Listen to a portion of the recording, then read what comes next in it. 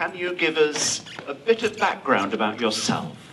Yes, I am married to Colin and we have 3 daughters, a new son-in-law and another son-in-law to be next year, and a granddaughter due in June. So life's been fairly busy for you. Yes. All these weddings and granddaughters coming along, excellent.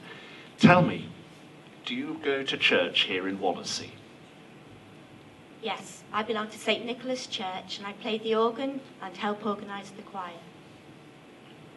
So not only all these marriages going on and weddings and granddaughters, but organist as well. How do you manage it? So, tell us, did you grow up in a church? And what's your church background? Tell us something about that. Yes, throughout the whole of my life, I have gone to church, from a baby to the present day.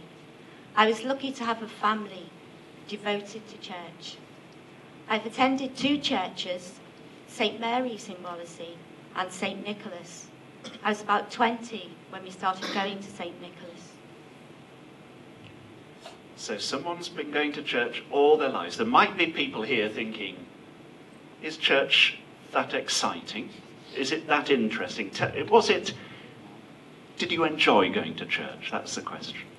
Yes, I always enjoyed the life of church, singing in the choir in particular, all the social activities that go along with church, from brownies, guides, bell ringing, drama club, church fetes, special services. It was just normal to me. It was what we did as a family. So you went to church. Did you believe in God? Yes, I've always believed in God. I felt it was important to worship God. But it's only recently, in the past 10 years or so, that I have felt my faith has become more personal. So something changed for you somewhere along the way. That's very interesting. What changed and what happened? God was the only name mentioned in church when I went. I hardly ever heard Jesus' name used. It was only God or Christ, not a personal thing at all. I used to feel uncomfortable even saying Jesus' name, as it was never used, although I can remember saying my prayers to Jesus when I was little at bedtime. I wouldn't think to describe myself as a Christian, being a follower of Jesus, because I didn't know that personal closeness. I was in the Church of England, if you know what I mean. My faith was less personal. So in the Church of England, faith was less personal. Still in the Church of England, but what's changed? Tell us something about what's changed in your life. Well, this may sound strange, but Jesus has become more personal to me.